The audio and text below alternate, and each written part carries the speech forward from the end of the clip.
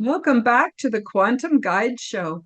Today, in episode 163, I'm very happy to bring back my returning panel with Ryan Patrick Burns and Frank Castle to help us look into working with our own personal and collective shadow.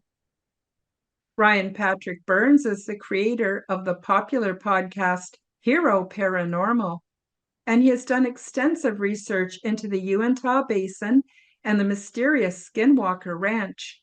Ryan moved to the desolate and remote basin to investigate the ranch full time, and he now owns property overlooking the ranch and continues his research. Ryan has also written about his experiences investigating Skinwalker. Frank Castle is a writer, producer, MC, and a founding member of the music group Heist Click, as well as a neo-shaman. He also hosts inspiring conversations with his popular YouTube podcast called Frank Castle Fearless, where he delves deep into the nature of reality. Frank's most current music project, Sons of the Sun, debuts high-frequency, futuristic nostalgia vibes back into the listening environment of music lovers everywhere. To find out more about my guests, all of the links are featured below in the description. Check us out, subscribe to our channels, leave us comments, and like our videos. Today is part 4 of my 4-part Shadow Light panel series, which has been published on the third Wednesday of each month. Links to the previous 3 parts are found below in the description. Today, we're going to discuss navigating our reality and creating balance. Hello, Frank and Ryan. Welcome back to the show. Good to see you. Great to be here. Thanks for having me. I'm so excited to be back. Thank you for having us once again. And happy to have been part of all 4 parts of the series. Yeah, it's been great. It's been really, really interesting. I've had so much positive feedback from the viewers and the listeners, and I'm very grateful that you could make it back for part 4. So we've talked a lot about the shadow and meeting the shadow and working with the shadow and reality. And is reality predestined or predetermined, or do we truly have free will, or how is it most of us, I think, agree that it's a bit of a mix. And then today we're going to talk about navigating reality. So I don't even know where to start with this topic because it's still pretty big. Frank, how about you give us some of your words of wisdom? Greetings, everyone. First of all, ground yourself, prepare for our frequency. So I was so confused at this world. I was working as a USDA food inspector in the Hunts Point market. I was there for 13 years and fell one day, slip and fall, and busted my back and neck, and my shoulder was removed from the game. And in a quick amount of time of pain and frustration and fear, I feel like I spiritually muscled my way through to a point where it brought me to ayahuasca. I needed, for the person that I am, the reality dose, because I had nothing. There was no Jesus. The Catholic Church to me was a joke. I grew up in Catholic school. They beat me all the time. I'll be honest, for the Bronx, I would have never changed it. I would never go back and change my past. However, ouch, right? It's just baloney across the board as far as I'm concerned. So I didn't know which way to turn, where to go. I didn't trust anyone, didn't know what to do. Plus, I had the music career. So I was just running. And at some point, you have to stop and understand what's going on here, or you're never going to get a grip.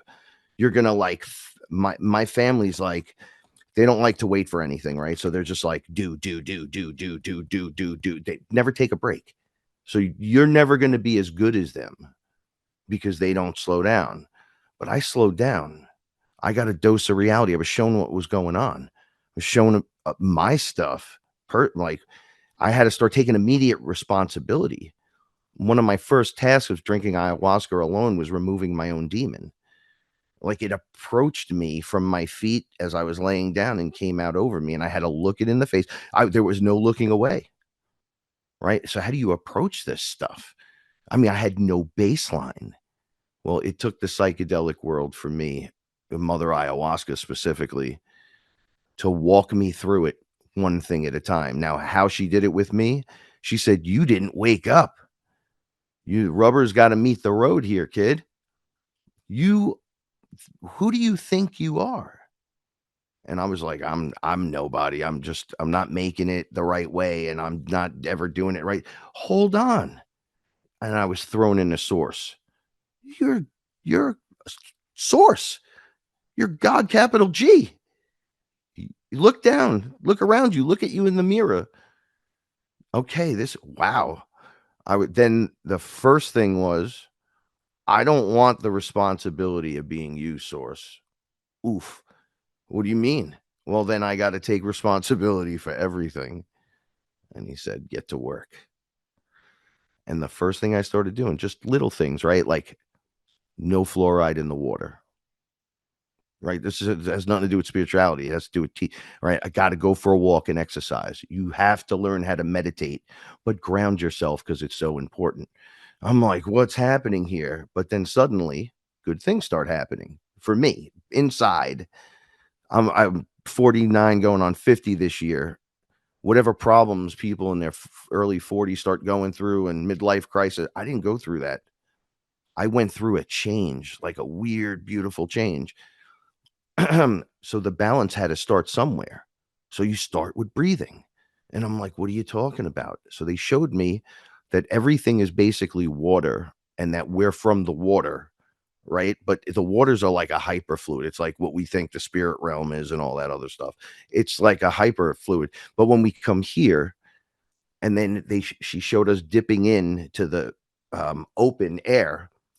We were doing scuba diving into this area from another area high up. She's like, so you're breathing. I saw the tube running right through me. I said, what's that? They're like, it's a spiritual tube. You got to open that up, kid. You're not using your gifts. And I said, what do I got to do? They're like, just breathe. You breathe like this. You play Division II sports. Who breathes like that out of their mouth? You're a mouth breather, Frank. And I was like, uh-oh. But I broke my nose 30 times. Don't worry about it. Breathe. Okay. You don't want to hear that when you travel 10,000 miles to meet Buddha and he tells you to love yourself more. And that's the great knowledge. And then you're like, well, the balls on this guy to tell me to love me more. He's like, obviously, look at you. You need to love yourself some more, or this wouldn't be a problem. You don't need to come all the way here to make the trip. That's what I was telling me. Like, do you think it's disrespectful if someone gets their hands on ayahuasca and they live in a box and they'd have no other chance in the world to ever meet their mother, their true mother, and they drink me? Do you think I spite them for it and it's disrespectful? Or do you think I praise them for being fearless? And I'm like, oh, you definitely praise them for being fearless, right? And she's like, right. So learn your balance. And I'm like, all right, let's just breathe. And as I started breathing, everything started fixing itself. The pain went away. The physical pain from my neck and back went away. And I lost a little weight. And I'm just like, oh, then you learn mantras, maybe like a seed word, like dome or aim or cream. This is from my perspective, right? So sound, vibration, frequency, like on acoustic guitar, it gets everyone's attention.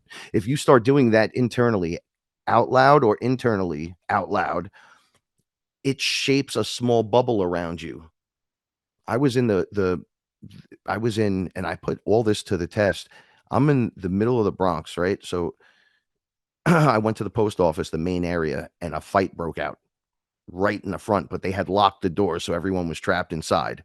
So as the fight was like 2 feet in front of me, I was just in my head, dome, dome, dome, right? I'm like, I've practiced this. This will make these two calm down. Yo, the fight stopped, and the kid next to me stopped acting weird. He was touching and screaming, and people were like, ah! It all stopped.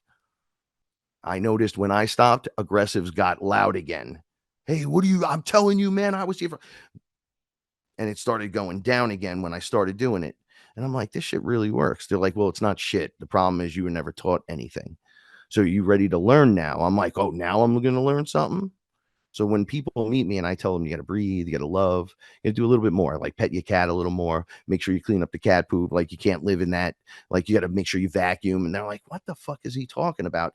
I'm like, you better clean your space, because if you do psychedelics with me and your space ain't clean, you're going to meet every demon. Do you want every demon, or do you want to clean your shit up?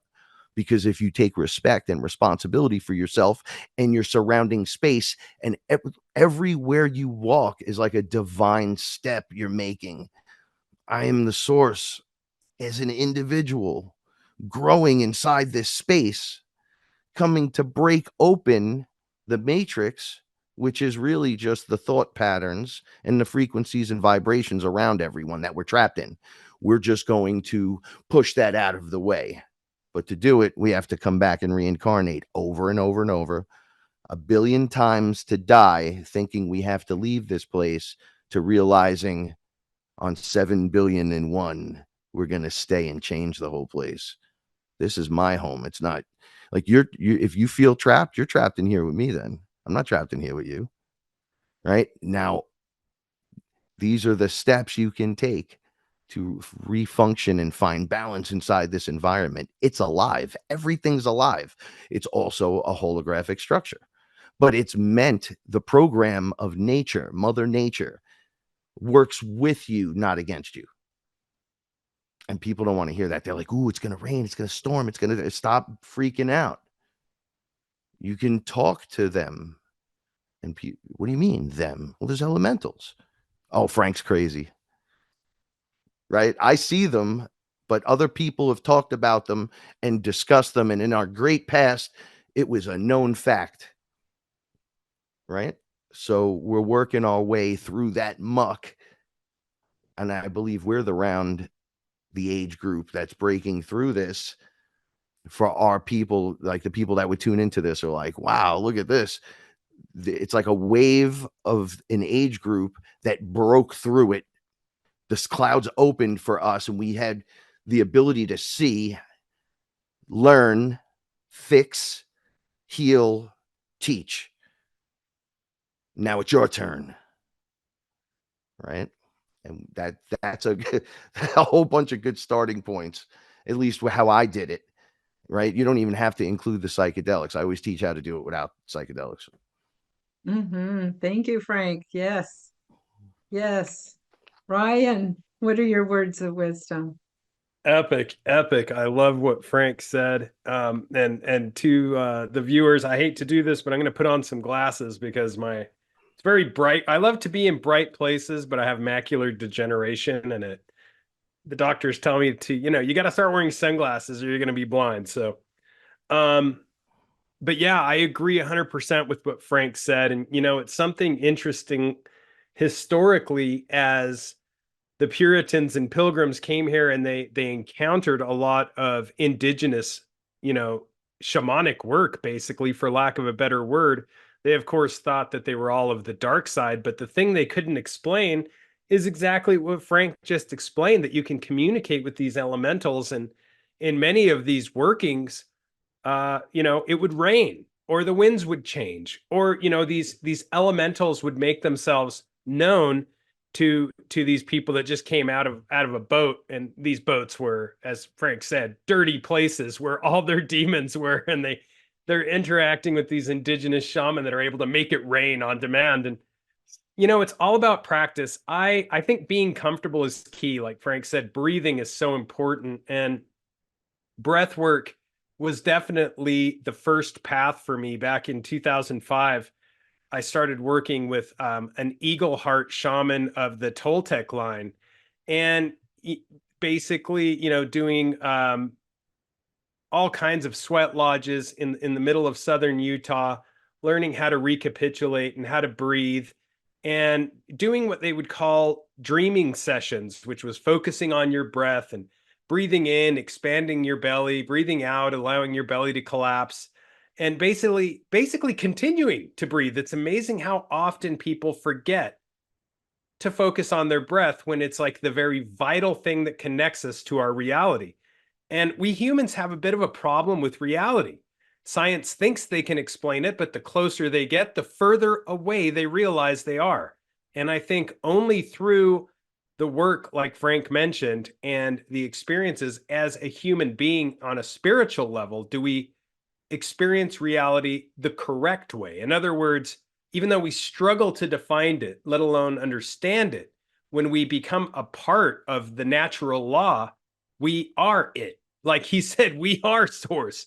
And all of a sudden, we don't have to examine it closely because we're part of that divinity. Yep, yep, for sure. I was going to say, creating balance is definitely a challenge. Now, I've noticed, and one of the things that I did in the past was I wanted to be a good person so bad that I focused all my energy on being a good person and being good all the time. But what does that even really mean? Depending on your culture or your religion, that can mean very, very different things. So although I had the best of intentions, I also didn't have a lot of what I would call success in my life. And what I mean by success isn't just enough of the material things that I needed to be comfortable, but also relationships. I would say even more importantly, relationships and how I got along with other people and my spirituality. So when I started, it's interesting, you both have mentioned breath work. Now, for me, breath work was really difficult because I also had so much anxiety that it would lock up my diaphragm. So it was almost impossible for me to fill my lungs with oxygen. And that made everything even harder. So I had to sort of take a bit of a backdoor approach where I needed to change my lifestyle and take a look at some of my lifestyle choices in order for my body to relax on a level that had nothing to do with my mind. So my body has an intelligence and a wisdom all its own. And it was through lifestyle choices that I was then able to start breathing. And when I was able to start breathing, then I was able to start thinking clearer. And so then for me, I started to notice my shadow side. So my shadow side is still a part of me. It's all the information that, for whatever reason, conditioning, programming, whatever, the way I was parented, whatever, that I pushed to the back and failed to recognize. And so this started to come forward into my reality. And I found it really quite shocking in the beginning because I did not realize that I had an inner asshole and that I was far from really a good person, although I really wanted to be a good person, had the best of intentions. I had all kinds of thinking going on in the background that I had been suppressing. So when I first started listening, it was quite disturbing. As time went by, it became less disturbing because my shadow side now had my attention and was able to get my attention. And what I found out was that the shadow wasn't something I needed to get rid of or suppress. It was actually at least 50%, if not more, of the information that I was cutting myself off from that I needed in order to make proper decisions and to be able to protect myself and to be able to tread on a path that suited me and was my own, teaching me to speak my own truth. So as I got more acquainted with my shadow, I started to listen more. But it is interesting. It's kind of like the saying where they say that your shadow and your light is similar to if you have a white dog or a black dog, whichever dog you feed the most, that's the one that becomes dominant. So I never let go of wanting to be a good person, but I did start to understand that I had a shadow side and that needed to be addressed and I needed to acknowledge it. And in time, what happened is I became more of a full person.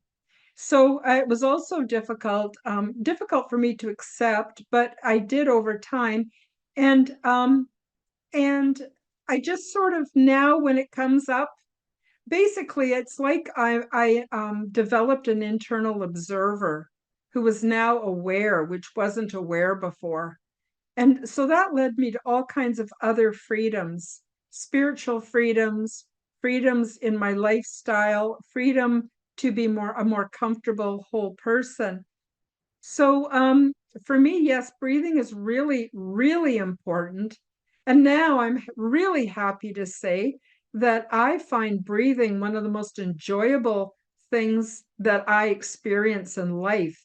And I didn't even know this was possible, but sometimes just to sit in a chair or recline, in my bed or on a nice comfy chair and just breathe and just be aware of what it feels like to be fully human.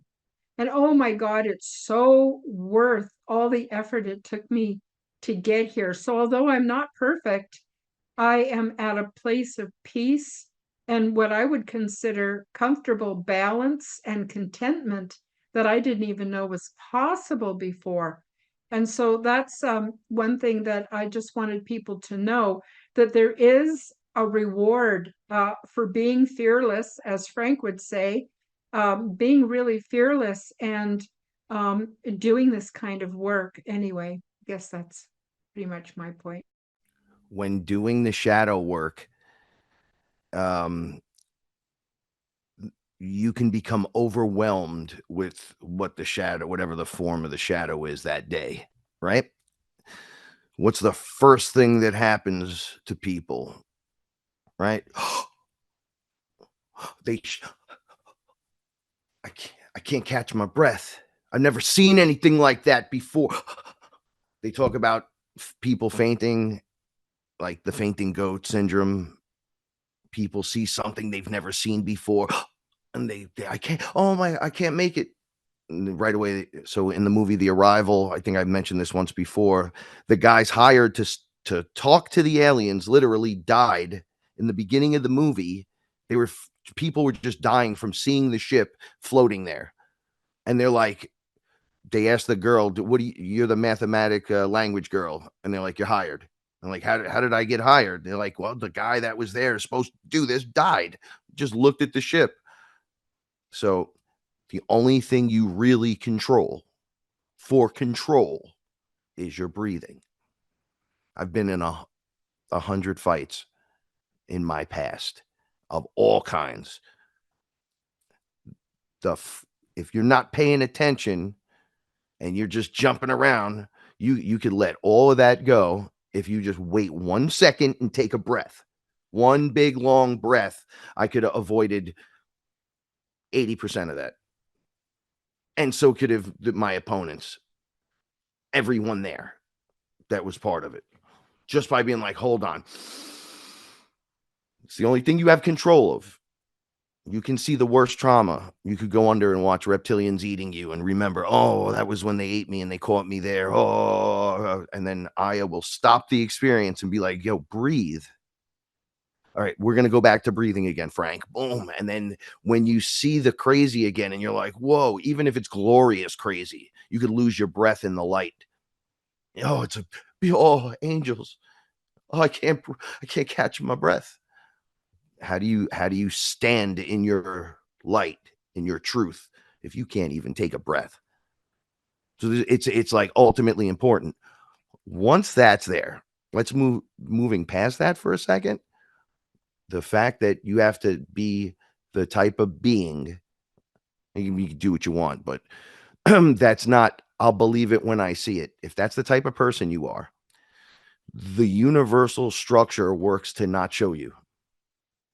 Because they're like, oh, you have no belief structure. We're not showing you nothing. I know that sounds like weird, but I used to I'll believe it when I see it. And then crazy things would happen. They'd be like, how many times do you need to see it, Frank? And I'm like, I don't know what the hell's going on here. And then you see it and go, oh my goodness, I've been ignoring that. So be the type of person that says, I am now ready, universe, for you to show me the magic. I'm ready. Show me. Then you're going to start seeing it. It'll start with numbers. It'll start with direction. If you're paying attention and you're aware, you'll notice if you send love ahead. My wife loves to do this. I sent love ahead today. We get parking spaces right out front every time she does. I'm in the Bronx. There's no parking anywhere. We have alternate side of the street parking, and none of the cars fit in the driveways. So, and they give tickets for everything, but nope. I sent love ahead, and it's a straight trip, no red lights. Like, you start to witness these weird things that you're like, but that's not aliens on the ship. I'm like, you're not ready for the ETs. You got to be ready first inside. You have to understand yourself. You don't want them to understand you and tell you how to be or who you are. You discover that within you. Right. And these are all small ways. And as you remove poisons, the proper food, rest, and exercise, you become surrounded by magic. And it's usually the animals are the first thing you'll notice. I went from never having a cat ever, thinking they were disgusting, to having a colony, an entire colony. I've lost just as many at this point as I have around me. Like, I've just so many beings in just 8 years. And all they did was teach me how to love more. Right? Met Space Jesus just holding my cat. I wasn't on psychedelics. Neither time I met him, both times I was not under. It was just me holding my cat buddy, going, I love you, singing songs to him.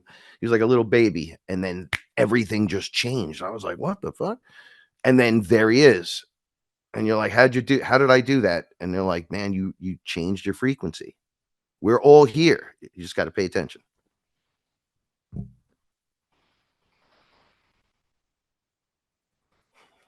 Yeah, it's such a deep well, the reality of understanding our place, and the breathing is huge. The breathing is huge. I always find it's my mission to kind of, try and serve and guide those who are willing to devote themselves to a spiritual life. And I like what you said, Karen, because don't don't let go of the dark completely, because it puts you in a unique position.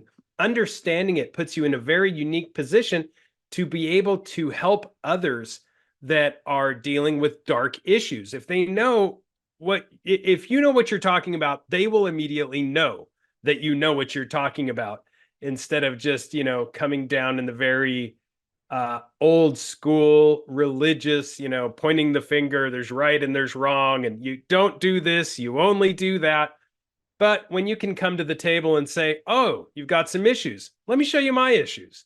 And let me show you not only my issues, but how I go about, cleaning them up, and devoting myself to a more spiritual life, and making my existence better and the existence of those around me better. And when you're able to do that, you attract, right? You attract that positivity, not only into their lives, but also yours. And I find it very interesting that, science, even at a quantum level, is finding these keys, they believe. CERN is a great example with, Higgs boson, with the, what's originally called the God particle. I wonder why they call it that. Or they found antimatter. Oh, okay. So the absence of matter, they found that. And now they're looking for this other mysterious substance that makes what they believe is 28% of our reality as we understand it. So they're literally trying to, get all these things and put them in boxes and figure them out. And they're missing the big picture.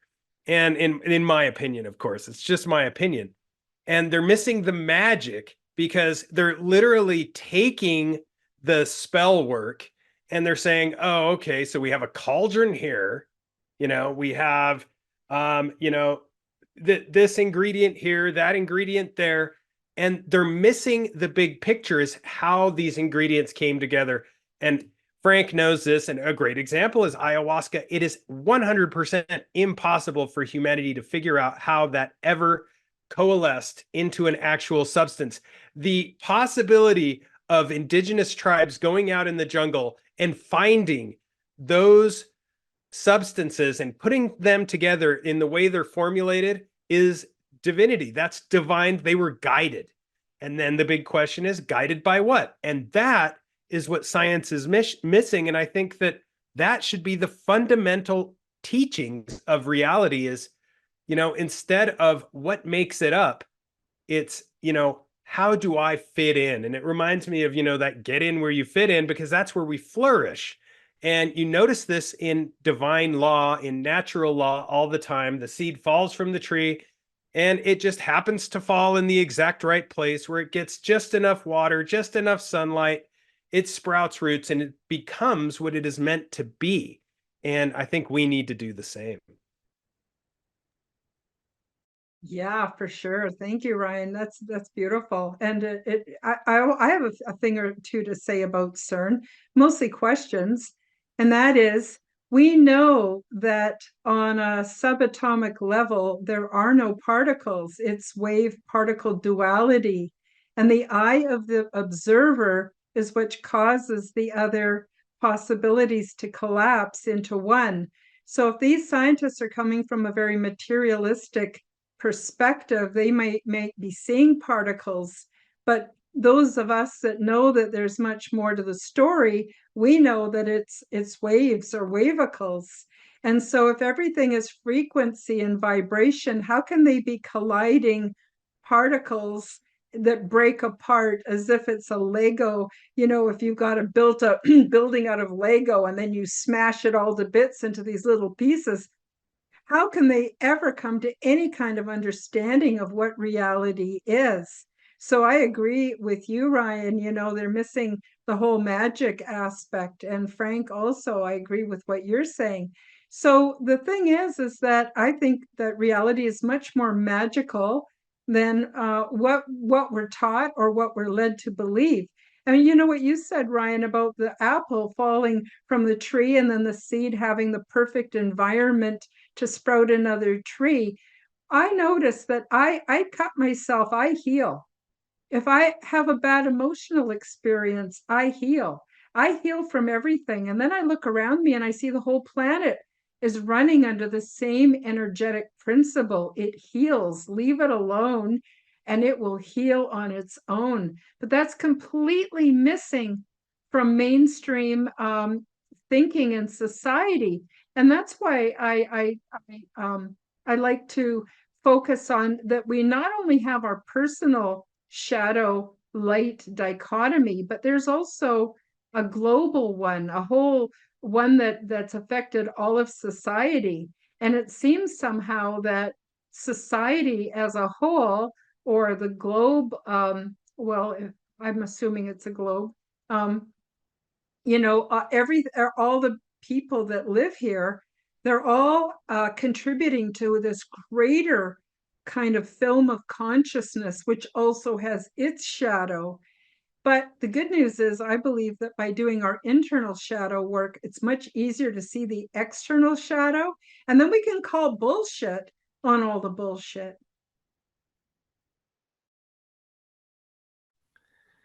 Wow, this is amazing. So many similarities across the board, just slightly different. Ayahuasca, when I asked her about my wife, she said, "Your wife is me," and then showed me a tree. It was the tree of life. So it was the whole thing. And she was like, all those realms, Asgard and Midgard and Middelheim, whatever. She's like, that whole thing is me.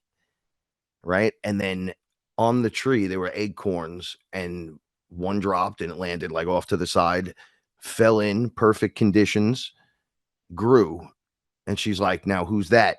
I go, well, that's a seed. It's going to grow. They're like, that's your wife, who's exactly like me. And you are my warrior. You're like me too. Right. So she's like, you protect that life. And I'm like, wow, look at this. This is amazing. Right. So only being able to get there to that point and to that understanding was to be guided through my shadow, through the trauma, realize that darkness isn't evil. I'm 50%.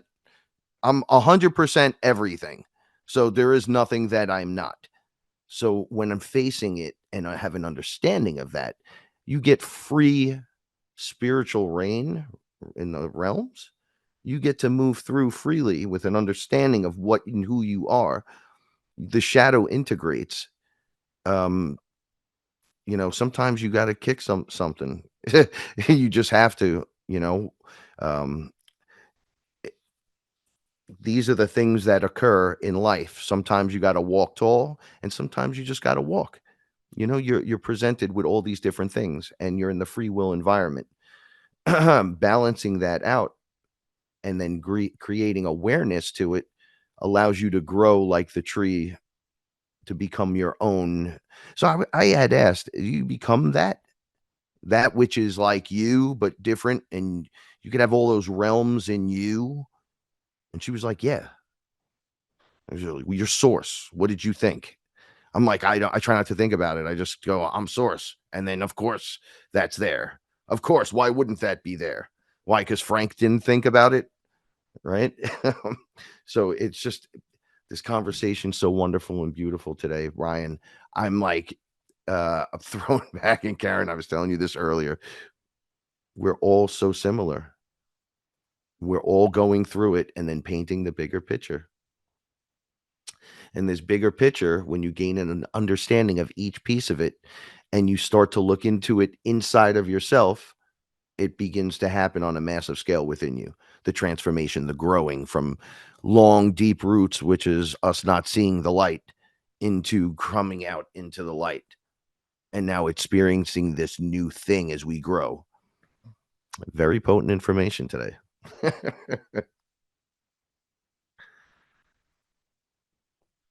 Yeah, I'm always shocked that what we comprehend. It's a miracle that human beings exist as long as they do. And when you go into nature, you realize that, because we're more or less forced out of necessity to live in these big polluted cities, and to eat this food that isn't food, to be bombarded with these electromagnetic frequencies which are unhealthy, in and of themselves. And somehow, like spiritual cockroaches, we just succeed in doing so much. And I'm always shocked that people are, for lack of a better word, from the time we're little kids, we go to school. I'm really having a hard time with this because my kids are getting ready for kindergarten, and I'm really on the fence about the whole thing, because yeah, I want them to toughen up. I want them to, I don't want them to go to a private school. I want them to go to a public school. I want them to get that base level reality and know what's out there on a very raw, organic, in a raw, organic way, to get to know their classmates. And then at the same time, I know exactly what's taking place in those four walls. And from, the time we're little kids, we're taught to obey all these rules and to eventually pay these masters for living on a planet that we're born on, and to adhere to all these principles, regulations, and bureaucracy, which really have absolutely no control over us whatsoever. And you find this out as you grow older, and you start to realize that there is, the development of your individual soul realizes these big answers to these, there's thousands of these questions which seem innumerable and unanswerable. And you find out through the various things we're discussing that none of this has any control over us, right? We just have to surpass them. And I guess my point is that, yeah, we're forced from a very young age to believe we have to pay to live on a planet. We have to work. We have to do this. We have to do that. We're sold a bill of goods, which is spoiled. And I believe that through our own individual journeys and development, that inner work, both involving the light and the dark, that we realize how you can actually go about bringing about the betterment of humanity. And it doesn't have anything to do with the stuff that they taught us. Like, we were talking a little bit before the podcast started, and I think it was Frank that said they don't teach you that. And you agreed, Karen. They don't teach us these things. They don't teach us the things that matter. They teach us the things that matter to an invisible superclass or power elite who somehow gather funding for these organizations. And it just shocks me that it takes so long to kind of figure out the matrix. And yet when you do, it seems so simple.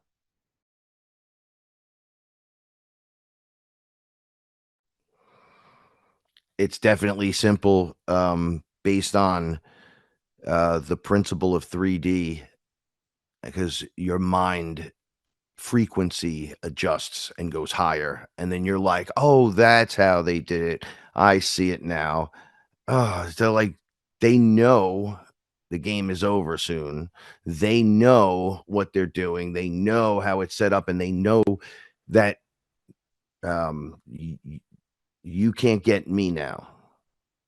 Right? Outside of coming in here and getting me physically, you can't get me. And then you don't have me. I could be elsewhere. Right? So the game's up, time's over, and they'll just keep dialing it in, dialing it in, dialing it in. And you're like, they're like children. This is a kid's thing once you figure it out. So that's the gift of awareness. Like you rise above it. So it was explained to me like you're a dog and a cat. You've done both.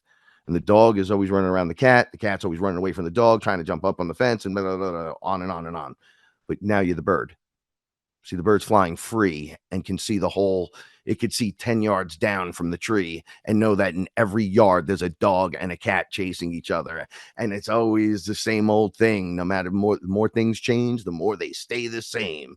Right. And then you're like, what is that? And then you realize there's a control system. Right. And then you vibrate higher and see it from outside the matrix completely. And you realize it's like an artificial controlled everything, and you're like, wow, it's a literal matrix programming people to be a certain way. And we don't, just because we can't think right now of how to get out of the scenario and situation. If we all didn't put out a desperate plea and kind of went inside, the answers are there. And we start becoming the solutions to the problems around us. Ryan, something you said earlier, I've said this since day one, because I used to be a little bit of a terror, not a bad person, but a terror. I wasn't afraid to speak my mind anywhere at any time. But when I made my adjustments and healed myself, right? My wife's like, yo, I win when I put my eggs in the basket with you. I decided on you, and then you went and healed yourself, and I get in this amazing version of you on the board. I'm like, whoa, he went from this to this. So every day we're like happy with each other because we grow off that, and we thrive off of that change in the environment. Right. And these are the things that help us grow. You get the best version of me here, which is one less asshole on the planet. You get someone that cares. Well, Frank likes cats, so he cares about cats and whatever other things, right? Ryan, he cares about this and he cares about some other things, right? So there's something. Karen cares about this and cats. There's something for everyone, right? Some people, work with this charity and with that. There's like, what I'm trying to say is there's something for everyone. And when you go inside and heal, the first thing you want to do is start helping the things around you. You become the rock to the people around you, right? You start taking, it makes me wonder about the Bible. So I'm thinking about this because they made me pick a name, and I picked Peter. And then because he was the rock of that around him, it makes me just think if these are like the 12 things that go on inside of you, the 12 different archetypal personalities, because I've met archetypes and I'm like, oh, that's where I get it from. And they're like, well, you're a Leo, and then you came out at this time, so you have this, and this, and these traits are activated. And I'm like, man, it sounds like a lot of guys that surrounded Jesus, because I was forced to do that. But you do become the rock. So the story's still good, even if it's a metaphor for what goes on inside of you, how you'll trade on yourself and you'll smoke that cigarette, or you'll steal that object, or you'll have a shitty thought. And it's like, yo, give up on the, like, challenge your thoughts. When your shitty thought comes in, a lot of times when I challenge mine, they're not really mine. My real guy, my highest self, is like really chill. He's just like the coolest guy I've ever met. Right. And then he wouldn't say that, not through me. So where's that coming from? And you realize there's the programming. Challenge it right now. No, this is a beautiful day. It's not shitty out, and I'm going to have a good day today. Then all of a sudden, good thoughts start coming in, and you're like, well, where's the shitty thought go? That character or those things aren't around you. You break frequency, you lose it. This is why some people teach that sickness is like a frequency, right? And you can just disattach from it.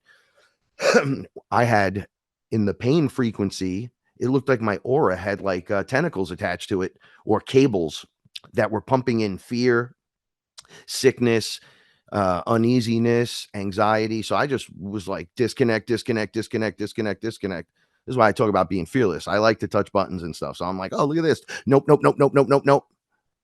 And then all of a sudden, I'm not scared. I'm not afraid to walk in this place.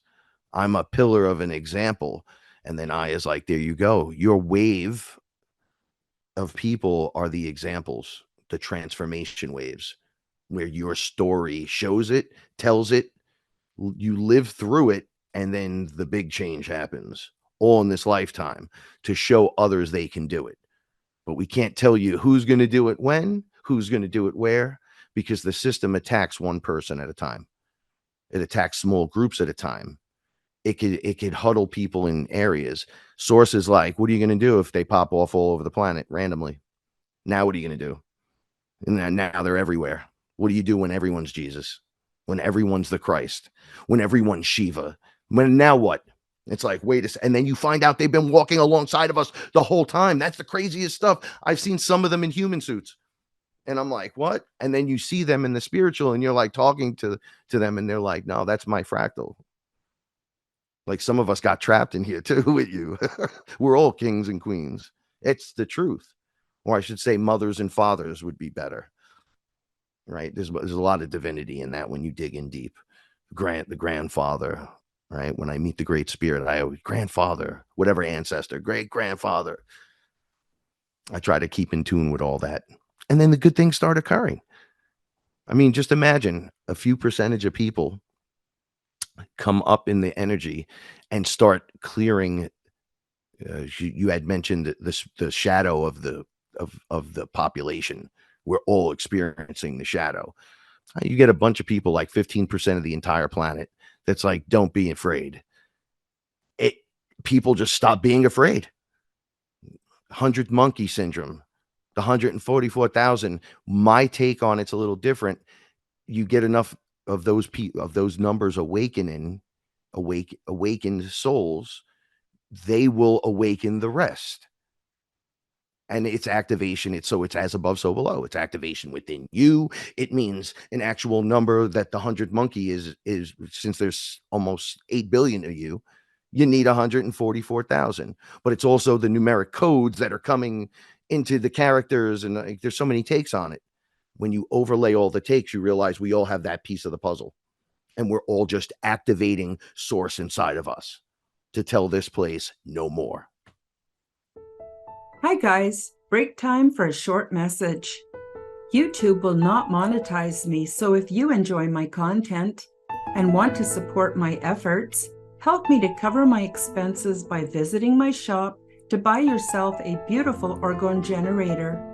Zendome's Orgonite are my unique brand, and they are ethically sourced, handmade, and double charged for maximum effect. They are only available through my website, www.KarenHoltonHealthCoach.com. Many people are finding comfort with Zendome's orgone generators, commonly called Orgonite. They are a simple compound which balance ambient energy by converting negative energy and EMF into positive healing energy with many easily confirmed health benefits. They are a simple compound with alchemic and energetic properties. These devices function as self-driven, continuously operating, highly efficient, negative to positive energy transmutation factories. They help diminish the harmful effects of electromagnetic frequency radiation by attracting and converting negative energies, retuning them into new and more healthful sound and light wave patterns. And they help to purify the atmosphere and accelerate plant growth. They also help stimulate positive mood and are a natural remedy for poor sleep patterns. When orgonite is within range of any corded or wireless electronic device, it will efficiently and continuously transform that energy into orgone as it is being transmitted.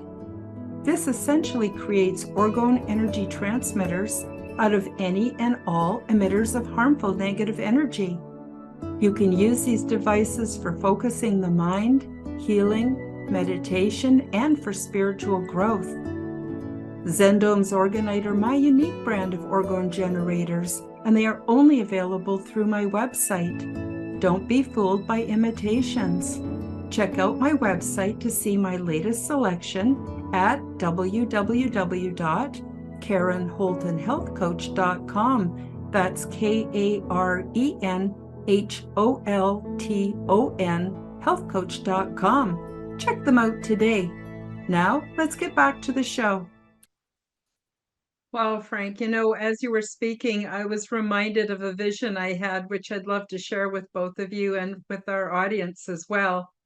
And at the time, I didn't really know what it meant, but I kind of really know what it means now. So basically, in my vision, I was on the rooftop of one of those really old brick apartment buildings that had about 6 floors, maybe 7 floors to it, maybe 8. And I'm on the roof. And I notice that all the people are standing on the ledge of the roof looking down, terrified that they're going to fall. And as I look around, I notice every single building, because I'm in a city, a very high population dense area of a big city. And on the top of every building are all these people lined up along the ledge. And they're pushing themselves back against the back of the top wall, but they're looking down and they're petrified because they're so afraid of falling, and they're all looking down and they're just so afraid they can't move. But I look around and I notice that there's people flying. People all around us are actually flying. So there's no need to fear the fall. There's no need to look down and be terrified and frozen, that we can actually fly.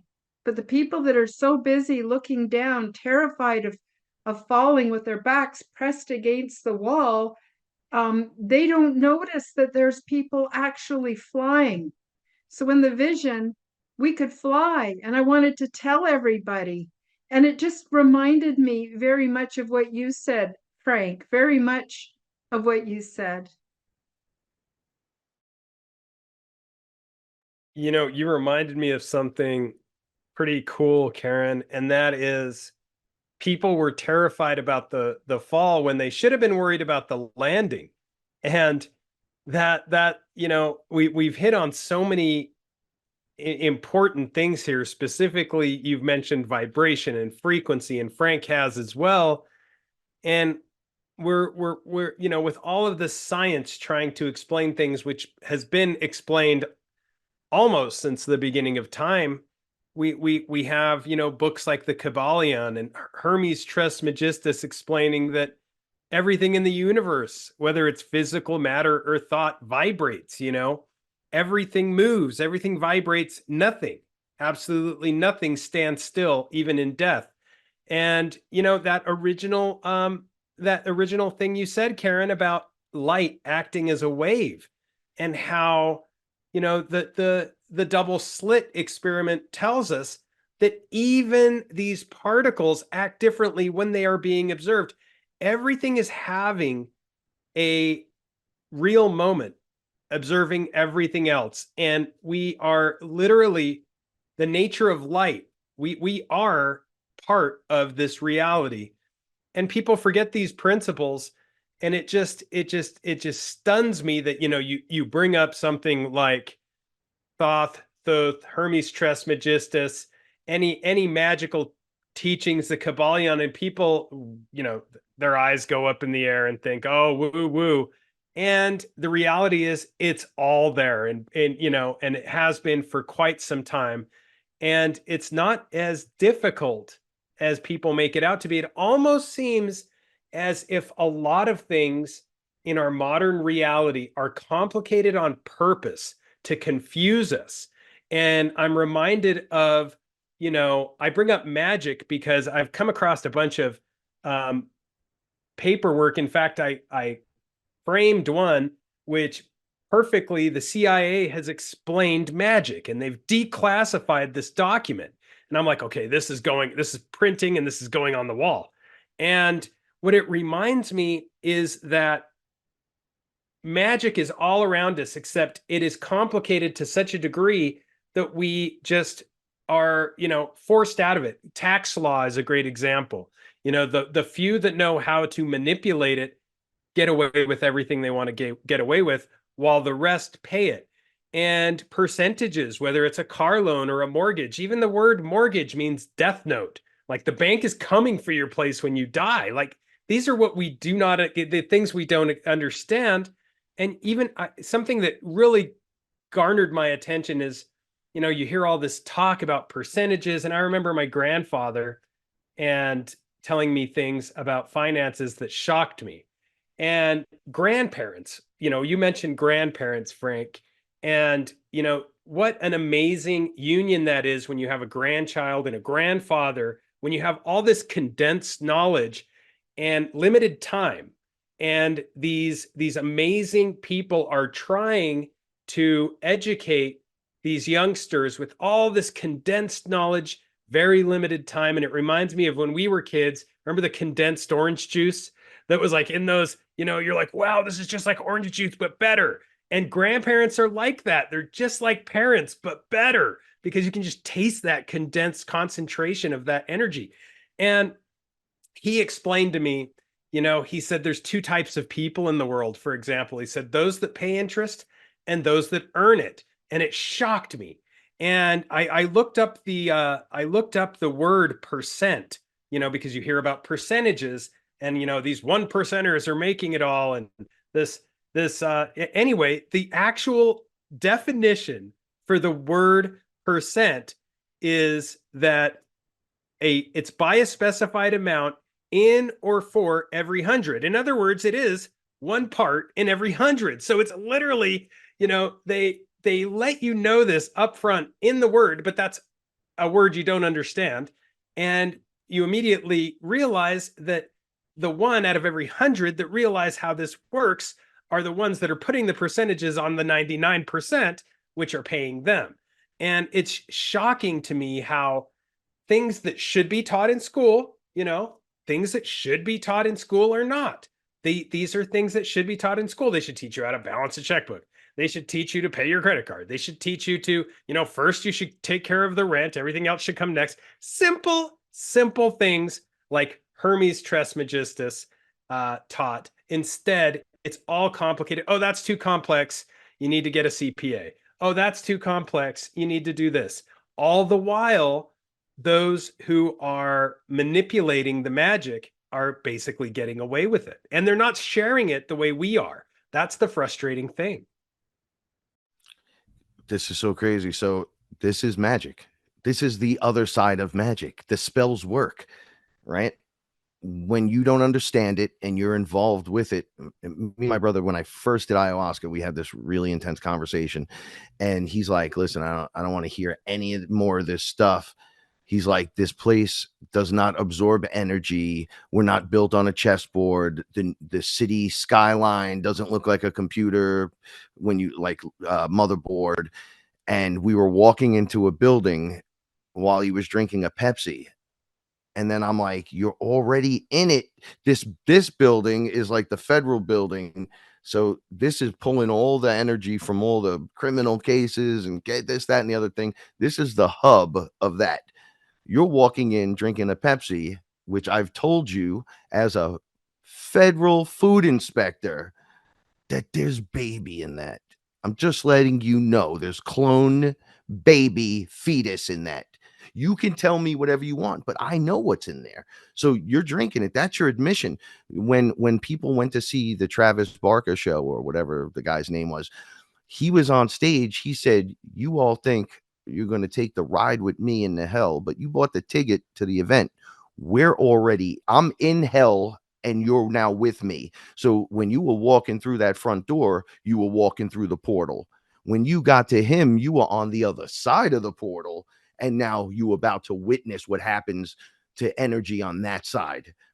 Right. So you're already paying admission. And people were like, if you hear their claims, "I can't breathe. There's something happening here. There's sounds that are creepy and eerie, and there's something under the sound that's creating agitation." And you're like, holy shit, they're just they're pulling it from every direction. Now, if you have no understanding of this, you're just like, whoa, it is what it is. But when you do have an understanding, you realize even going to a sports stadium and cheering for your own team is a symbolization of going to war with the other side, to win a war. So you're putting that energy out into a stadium, and the stadium is meant to absorb the energy and round it up somehow. They're like, that it's all those people, all the focus is on that. Remember, attention, awareness, focus, right? So while you're busy doing that, you're not doing your magic, right? So your magic is attention to yourself and your awareness to the things around you, right? And your breath and your movement, your intention, your thought. That's how the magic starts to work. Science, explain this to me. They keep taking DNA from my family specifically. I'll speak for my wife. They keep taking DNA from her, and whatever they're making isn't working. But when they came through me and I was aware that they were taking her, I stepped in and was able to watch what was occurring. And I said, why don't you guys just ask her? Because if she gives that to you willingly with love, it'll work exactly the way you're expecting it to work. But when you take it, the universe is like, right? So you're messing with that universal code. I got the cauldron, I got the cup of water, I'm standing in the circle, and then I mix. Oh, well, you left out all the feelings and intent involved, bro. You left all of that out, because when that demon comes in that room, if you step out of that circle, it's you on the line. If you read one bad word, it's you on the line. Why would you do any of this if you could just do it naturally yourself? You could just manifest anything. Then you find out that most people don't have an internal dialogue. Then I wonder, and this will be my last on it, is life seems to be like Twitter somewhat, right? So there's a whole bunch of us, and not all of us are having the real thought. And then the one that has the real thoughts surrounded by bullshit and nonsense, and then attacks from bots. What is that? Are we surrounded by NPCs and bots purposely, or other beings that are aware that are in the human body to not make us think that way? Or is it just a test? And are we just in school? I don't know. That reminds me, Frank, of a lot of people are very upset about global events right now. I don't want to get into too much detail because I don't want my video taken down. And believe me, YouTube will take down a video. Oh, some of my most benign videos, they still take them down. So I don't want to get into too much detail. But when we look around how trickery is being used, absolutely, I believe there is a war against humanity. And the trickery that's being used to get us to do things we may not normally do. Now, if they had come to us in a spirit of love and said, this is a problem, we need to solve it. Can we get input from all of you's energy one way or another to help solve this problem? We can do it in peace and love. But they didn't do that. No, instead, it's all their sneaky snake bullshit and trickery and everything else going on. But because of that, I firmly believe they have sown their own seeds of destruction, because it can't work. It's out of sync and out of harmony with universal law. And in that way, I think that everyone's afraid to expose the collective or the personal shadow, but only by doing so can we then see what it really is and see where correction and adjustments need to be made. But I truly believe that those who are the sneaky snakes are not going to ultimately get what they want, because they're not working in accordance with universal love and universal principles. And the same goes for other things. Like, you hear about all kinds of really scary, horrible UFO experiences and space aliens abducting people and all kinds of stuff. All of those beings, whether they're benevolent or malevolent, they all answer to the same energy of the universe that we're all functioning within. And I think people sort of need to remember that, because it has a, like, if the universe is going to teach me, discipline me, I'm not saying necessarily punishment, but discipline me and teach me on a very real personal level where it's obvious, why not for everybody and everything else? So I just wanted to throw that out there. You said something that really stood out to me. And it was just a little comment, and that's the sneaky snakes. And you're right, they're not going to get away with it. And you know, we find this sneaky snake symbolism over and over again in all kinds of things, whether it's the bloodlines of the Illuminati, the Merovingian bloodline, and we're often told, a lot of this stuff is hiding in plain sight, and that's part of the magic trick, like we're talking about. We find that the serpent is used for a variety of things, and whether it is, originally in the Garden of Eden, with knowledge, and we're always told that, the one thing that these quote unquote Illuminati bloodlines, if we want to go down that path for just a little bit, the Merovingian bloodline, the one thing that they have that the rest of us apparently don't have is that they may be as wise as serpents, because they theoretically have this Merovingian bloodline, or the bloodline of Jesus, which we all have. And they theoretically have this Nephilim bloodline, which is the bloodline of Satan, which we all have. But they pretend as if they're the only ones that have it. And I know Frank knows what I'm talking about. Like, this is within us. And that they may be as wise as serpents. The only problem is it's to confuse, confound, and misdirect. Kind of like we were talking about before. The devil is in the details, and guess what? The details don't matter. Anybody that's ever done manifestation, it's not, how you get that brand new sports car in front of your house. It's focusing on the sports car in front of your house. It's not like, oh, well, if it's the big picture that you have to focus on, not the little things. But the devil is in the details. And I agree 100%, Karen, that this is the mire that the more shady, sneaky snakes, as you said, want to catch us in that trap, confuse us, misdirect us, get us going in circles so that we don't realize the simplicity of the undertaking. When I went under, one of the first things they showed me was how big of a baby, even though as an adult we really are, because we don't have the understanding. And then they were showing me those with just like a drop of understanding.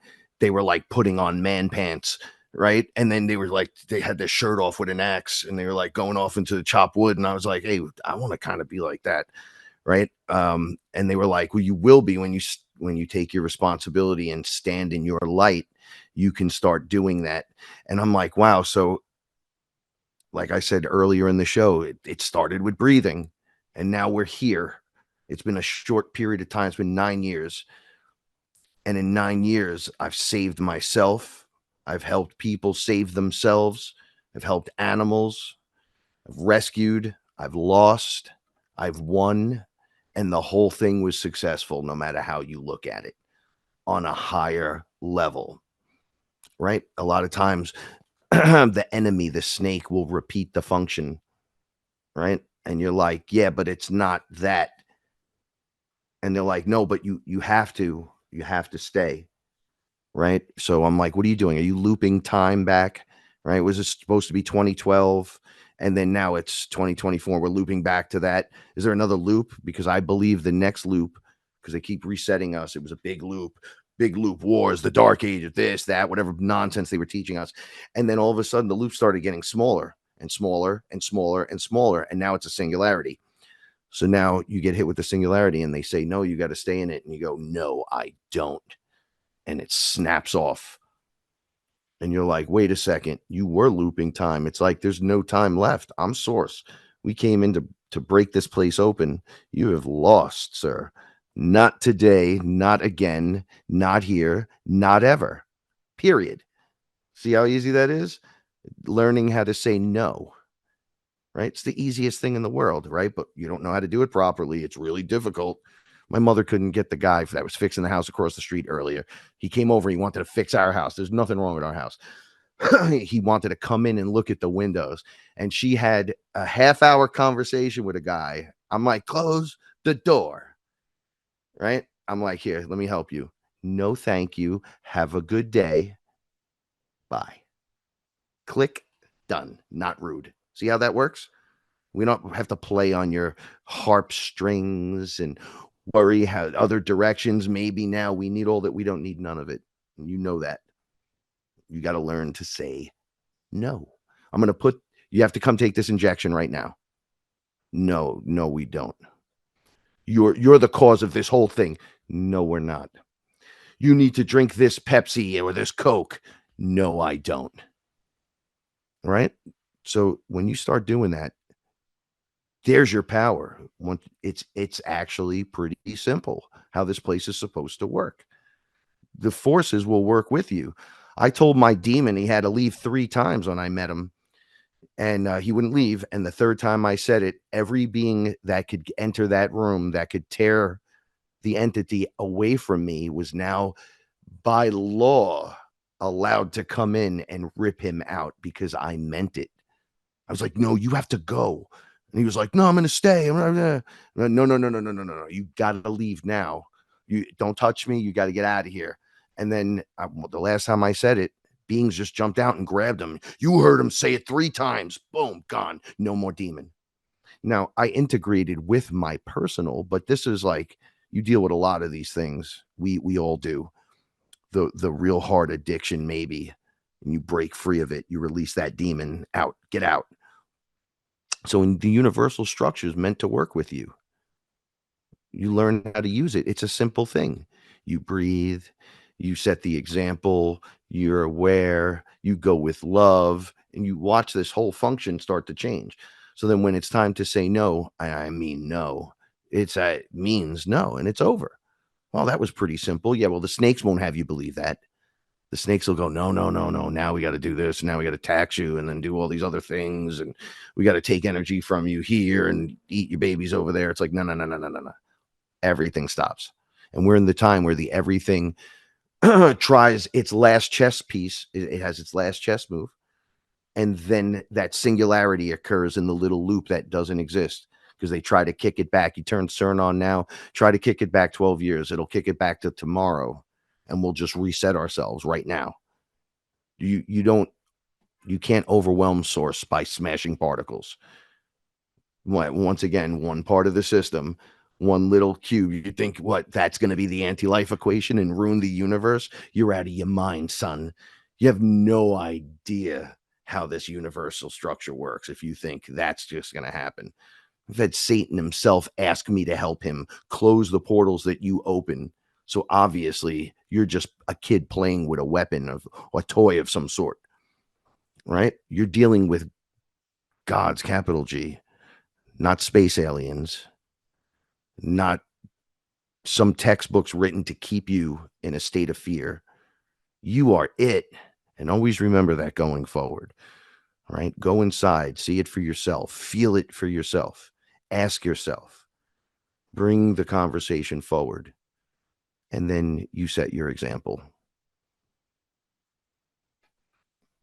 Wanted to say something that came up for me while I was listening to you, and well said, Frank, and that was great. one thing that has served me really well is that I have a very strong defiant streak within. When we say no, what happened? I don't know about the way you guys were raised, but when I was raised, saying no was not an option. But if I said no, I got punished for it. In society, if we say no, sometimes there's punishments. Over the last 3, 4 years, believe me, there was all kinds of punishments for the non-compliant. But I gotta say, there's a great power in defiance. Defiance does not mean that we're ignorant or that we don't want to see the truth or we can't see the other side or we can't see the value in compliance.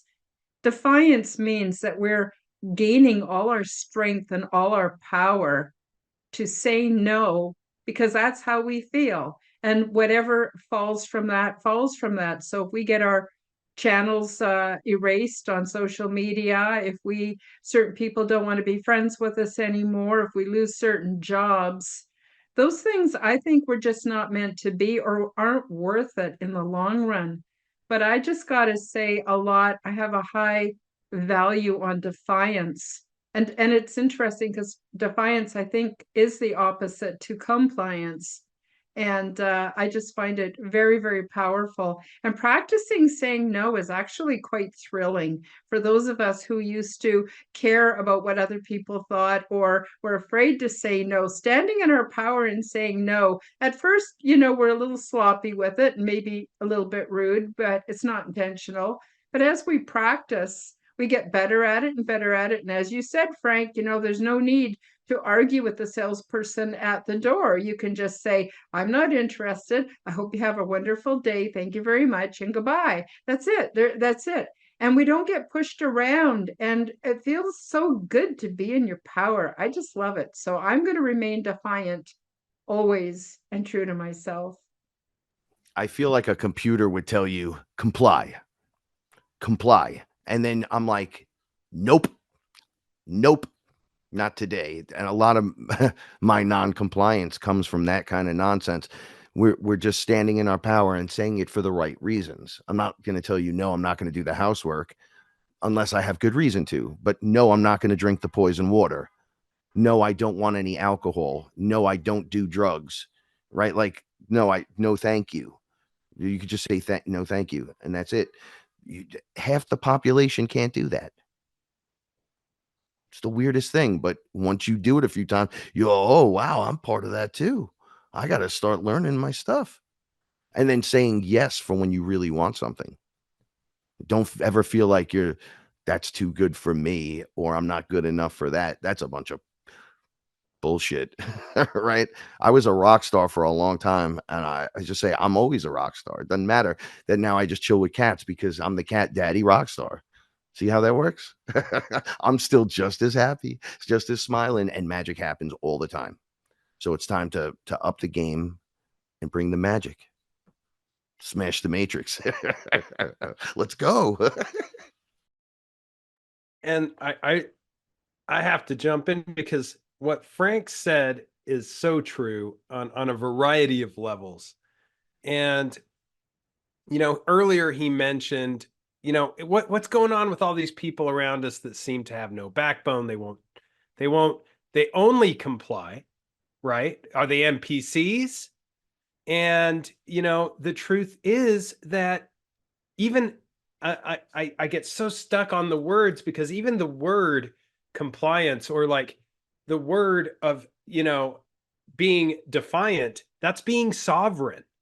And if you look up the definition of sovereign, it's a supreme ruler. It's having that capital G power within you and knowing what is yours, right? And not accepting anything less.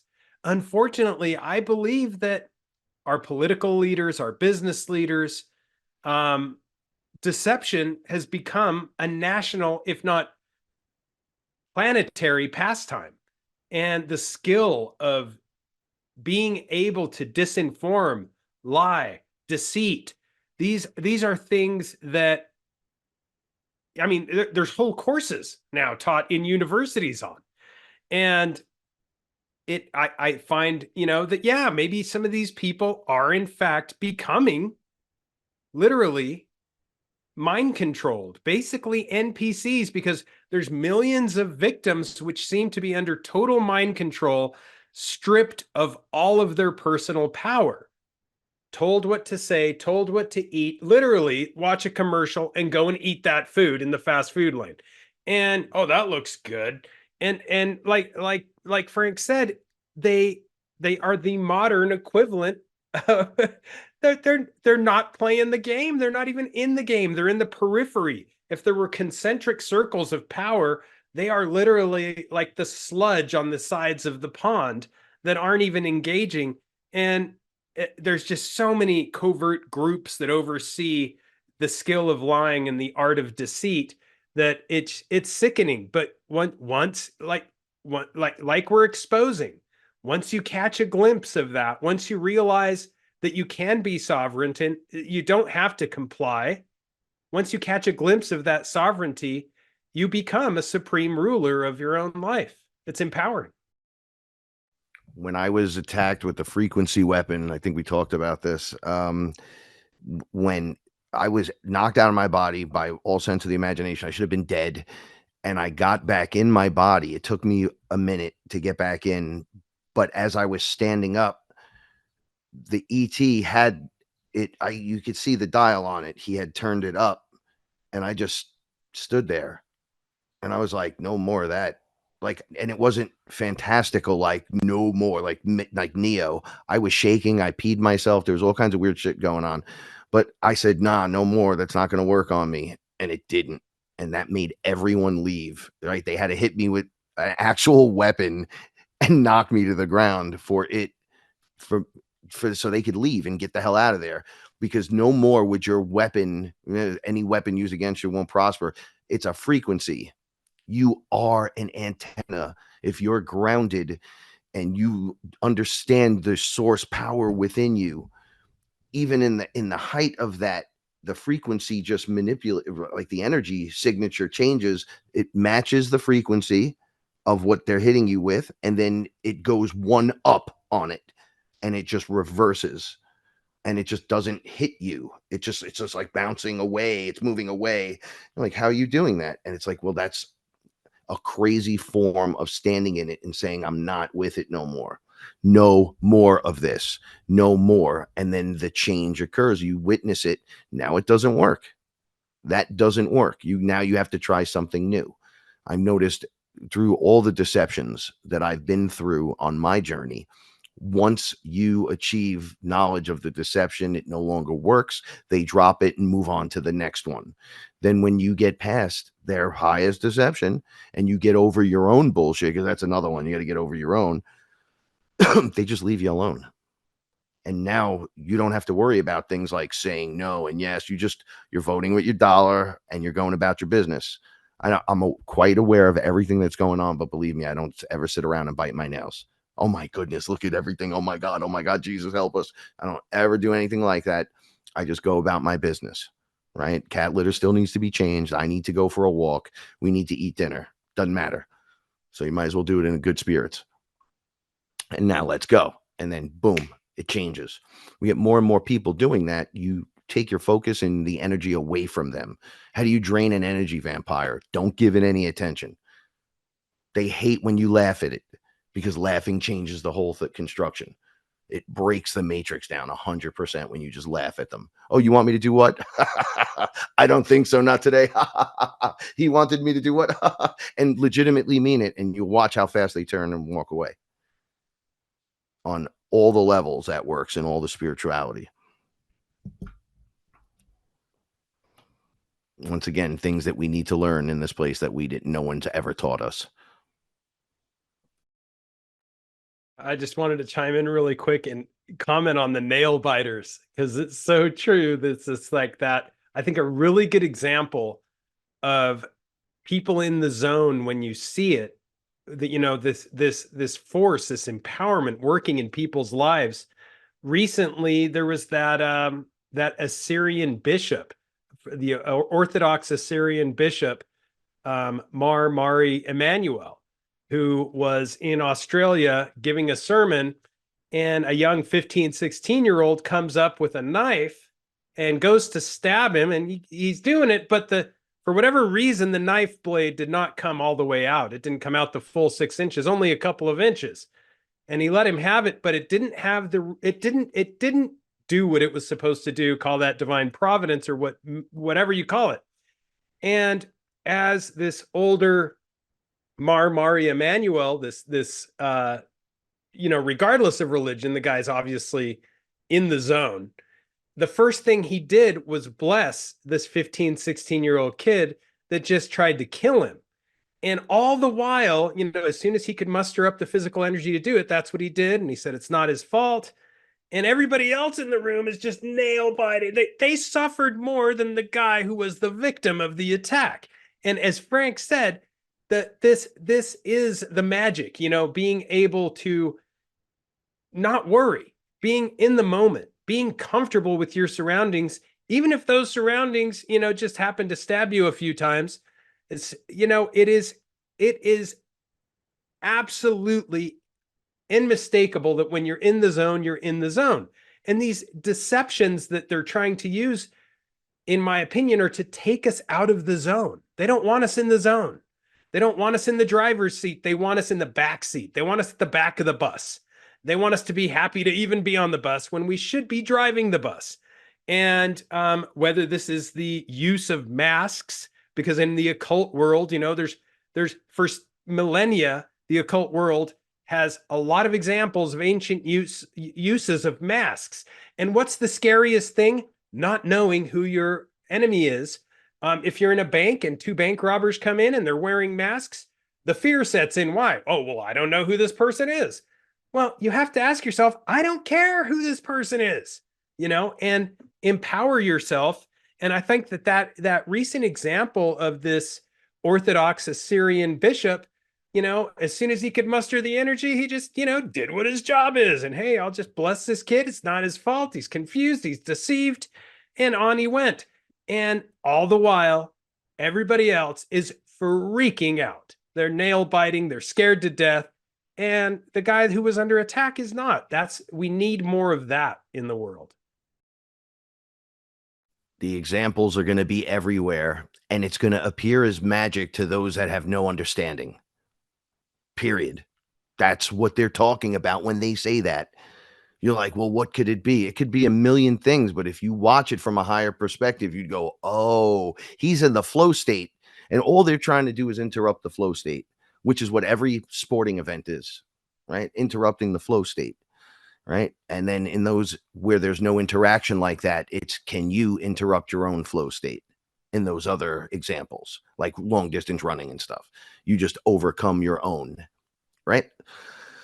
But once you're in that flow state, it's like the rules don't really apply to me anymore. I'm above them by shining through the example that this can actually be done. Not that I'm actually breaking rules. It's like laws of the scenario. Like, wow, nobody's ever done that. My wife and I spoke last night about the Matrix movies, and then in the long run, in the new one, I was wondering how come after all these years nobody has been like any of the other guys after having 60 years of practice of being in there. It's almost like it's stalemate with these characters, and then these guys come in and overrun it. The athlete would have just focused in on it, seen it once, and somebody would have saw it, and then the system would have attacked it, but it's too late. I saw it. So now I realize I can do it. Karen, we were talking, I can fly. You look up, you can fly, and people start flying all of a sudden. This is how you break the matrix. You enter the flow state, and it'll try to stop you, but you'll rise above the law that they provided. It's not like a natural, like they're not telling you the real laws, that the nature works with you and things happen in spiritual conjunction with the energies and frequencies around you. So you could be doing some amazing stuff. Now, what happens when the guy, I'm probably going to butcher this, but goes from like the 6-minute mile and breaks it? All of a sudden 20 people break it the next week, but nobody broke it till that point. And then somebody breaks it again. And they're like, how did he even do it? This guy's doing it in 5 minutes. Right. And you're like, well, I don't know, but nobody's broken it yet. Boom. Next day, 20 people come through breaking it. You show the example, it could be done, and it starts popping off everywhere. It's like the 100th monkey effect, but with us, right? You have a realization, no, it can be done. Somebody is going to be fast enough to do that, right? Like I've seen people just do amazing things. And what are they always doing? They're flow stating. The guy from Ninja Warrior in China that just runs across the whole thing. He runs straight through. It was like the fastest thing ever. And he never stopped. He never paused. He looked at it and just took off running. Full flow state, made it start to finish. And it was it was like it wasn't even there. It was like he was playing God mode in Super Mario. I was like, what's happening here? Right. So he's just a regular guy showing you it could be done. Right. Now people are just doing it. Now they have to make it crazier. Right. Because people are achieving better and better, more and more things. This is why I was doubling down on the Matrix thing. I was like, nobody has lifted yet. Come on, guys. Let's get with it. Absolutely. Oh my goodness, this has been the best discussion. Thank you so much, Frank and Ryan, for joining me for this discussion today. Now, unfortunately, we are quickly running out of time, but I want to give you each a few minutes to summarize or finish up any last minute thoughts. And also, can you please tell folks where they can find you? Of course, the links will be in the description below, but some people will be listening on audio, and it's good for them to hear it as well. So just wondering if you folks want to have a last say, please go for it. Okay, I guess I'll kick it off. Thanks so much for having me on. It's been amazing. I love talking about this stuff. And you can find more of me talking, I guess, at heroparanormal.com or Hero Paranormal on YouTube. Also, it's on Spotify. And yeah, it's a blessing to talk with, similar thinking individuals. And I just find it so fascinating when we come together like this and we have these conversations, just the way everything flows, it just feels right. So thanks so much.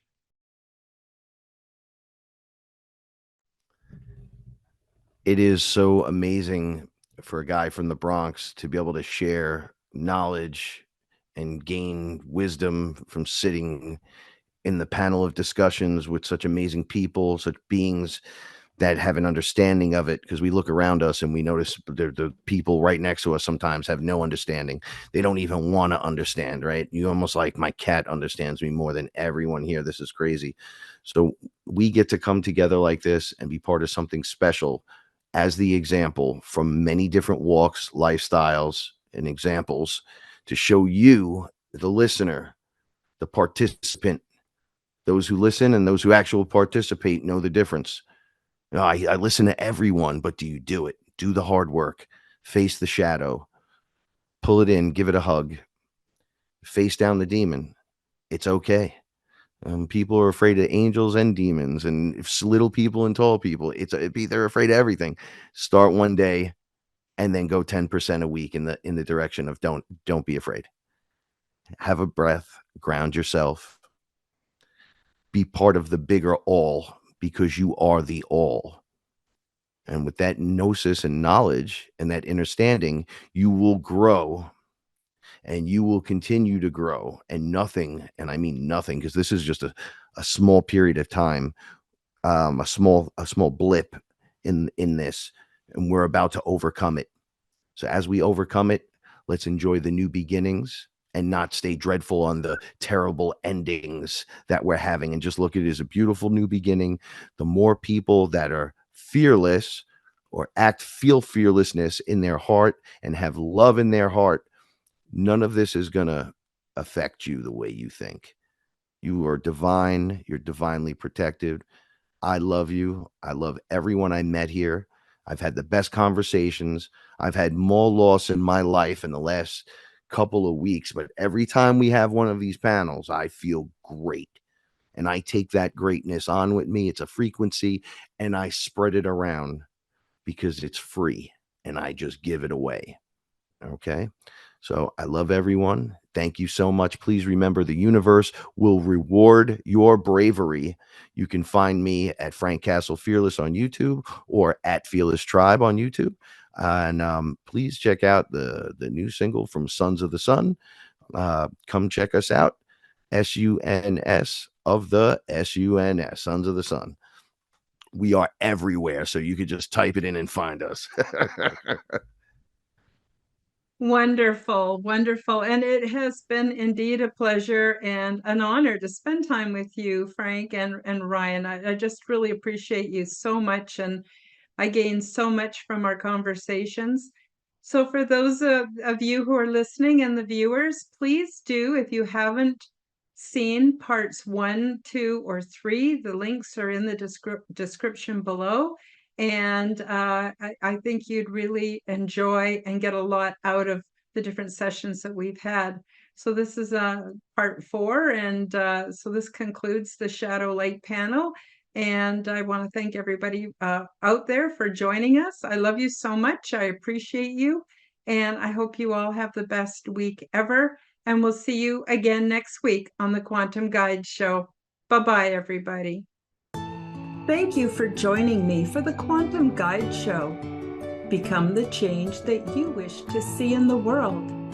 Subscribe to my YouTube and other channels at Karen Holton TV. Click the like button, leave me a comment, and share this podcast with your friends. Check out my website at www.KarenHoltonHealthCoach.com to see my free resources and amazing products and services. All the links will be in the description below. As part of the Forbidden Knowledge Network, you will find the Quantum Guide Show with Karen Holton and also the Aliens and Angels podcast on all audio platforms. Until next time, keep up the good work.